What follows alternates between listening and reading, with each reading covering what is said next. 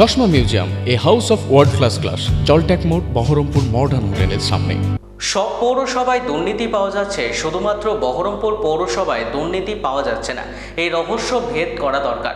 কটাক্ষের সুরে সাংবাদিক বৈঠক থেকে এমনটাই অভিযোগ তুললেন অধীর রঞ্জন চৌধুরী। পাশাপাশি আমেরিকার হামলায় 3 ভারতীয় নাবিকের মৃত্যু নিয়ে কেন্দ্রের বিজেপি সরকারকে আক্রমণ করলেন অধীর রঞ্জন চৌধুরী। সব পুরসভাতে কিন্তু দুর্নীতি পাওয়া যাচ্ছে, বহরমপুর পুরসভায় কোনো দুর্নীতি পাওয়া যাচ্ছে না। রহস্য কিন্তু ভেদ করা দরকার। এখানকার তৃণমূলের নেতারা দিব্যি স্বচ্ছন্দে চলছে, পিটছে, খাচ্ছে। অন্য জায়গায় কাউকে হাফ প্যান্ট পরাচ্ছে, কাউকে দড়ি পরাচ্ছে। আমি কিন্তু হাফ প্যান্ট পরানো, দড়ি পরানোর বিরুদ্ধে। আবার বলছি, সব থেকে আগে পশ্চিমবঙ্গের কয়েকজনের মধ্যে আমি প্রতিবাদ করেছিলাম এটা। দড়ি পরানো, হাফ প্যান্ট পরিয়ে ঘুরিয়ে বেড়ানো, এটা অন্যায়, এটা গণতন্ত্রের বিরুদ্ধে। কিন্তু অভিযোগের ক্ষেত্রে সারা পশ্চিমবঙ্গের সব পৌরসভায় অভিযোগ, একমাত্র বহরমপুর পৌরসভায় কোনো অভিযোগ নাই। কিন্তু এখানকার সবাই জানে যে এখানকার পৌরসভাটা চর্যবৃত্তি করে বড় হয়েছে, সবাই জানে। কিন্তু এটা বিজেপির নেতারাও জানে, আমি জানি। বিজেপির সব নেতা এক নয়, বিজেপি একটা ছোট্ট অংশ। তারা কিন্তু এখানকার তৃণমূলের পৌরসভাকে দিব্যি মদত দিয়ে চলেছে, দিব্যি মদত দিয়ে চলেছে।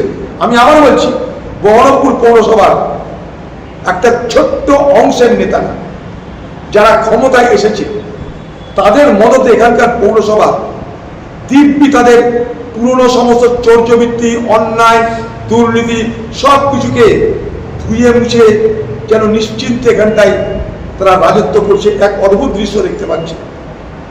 যাদেরকে চাকরি কেড়ে নিয়েছিল, ফেরত দেওয়া হয়নি। যাদের মাইনা বন্ধ করে দিয়েছিল, তাদের মাইনা ফেরত দেওয়া হয়নি। পিছনে কে? বিজেপি পার্টির 1-2 নেতা। আমি এখানকার আরএসএস, এখানকার বিজেপি পার্টির নেতা, তাদেরকে জিজ্ঞেস করব যে আপনাদের কি অদ্ভুত লাগছে না? আপনাদের কি প্রশ্ন হচ্ছে না যে পশ্চিমবঙ্গের সব পৌরসভায় দুর্নীতি কথা বলেছেন আপনারা, তার বিরুদ্ধে প্রতিবাদ করেছেন, ভোট করেছেন, খুঁজে বার করছেন, ধরছেন, টাকা পাচ্ছেন, সব কিছু পাচ্ছেন, একমাত্র বহরমপুর পৌরসভা বাদ। এই জাদু কি? এই মজা কোথায়? এটা তো জানা দরকার। বহরমপুরের মানুষকে বলতে চাই, এই বহরমপুর শহরের পৌরসভা এবং এখানকার নির্দিষ্ট বিজেপি যারা নেতা মিলে মিশে এই পৌরসভাকে আজও লুট করে চলেছে। বড় অদ্ভুত লাগছে যে ভারতবর্ষের প্রধানমন্ত্রী নিজেকে বিশ্বগুরু বলে দাবি করে থাকে, 56 ইঞ্চি সিনেমারা, 56 ইঞ্চি বুকের ছাতি করে দাবি করে থাকে। সেই প্রধানমন্ত্রী যখন ক্ষমতায় 12 বছর পূর্ণ করেছেন বলে যিনি দাবি করে বেড়াচ্ছেন, গর্ব করছেন, সেই সময় আমেরিকা খোলা তাদের অফিসাররা বলছেন মিডিয়াকে যে আমরা 3টে ভারতীয় জাহাজে হামলা করেছি, পরিণামে 3 জন মারা গেছে। তারা কিন্তু তাদের দুঃখ প্রকাশ করেনি। তারা বলছে আমরা হামলা করেছি 3টে জাহাজে। অন্যায় কি ভারতের? আমাদের দেশের নাবিকদের অন্যায় কি? তারা রুটির জন্য বিদেশের জাহাজে কাজ করে, কিন্তু মূলত তো ভারতকে সহযোগিতা করে। এই ভারতবর্ষের লক্ষ লক্ষ সি ফেয়ারার, জাহাজ কর্মী আছে, যারা নাবিক, যারা স্টিভেডর, নানা রকম পর্যায়ে আছে, লক্ষ লক্ষ। তাদের রোজগার করা অর্থ আমাদের দেশের অর্থনীতিকে সহযোগিতা করে। তারা বিপদে, তারা মারা যাচ্ছে। ভারতবর্ষের প্রধানমন্ত্রী চুপ করে থেকে গেলেন। আপনি পারতেন না আমেরিকার প্রেসিডেন্ট ট্রাম্পকে ফোনে কথা বলে নিন্দা প্রকাশ করতে? বলুন, পেরেছেন না? এটা দেশ অপমানিত হচ্ছে। আপনি বিশ্বগুরু বলে দাবি করতে পারেন, কিন্তু আজ আপনাকে যারা বিশ্বের শক্তিশালী দেশ, তারা কোনো গুরুত্ব দিতে চায় না।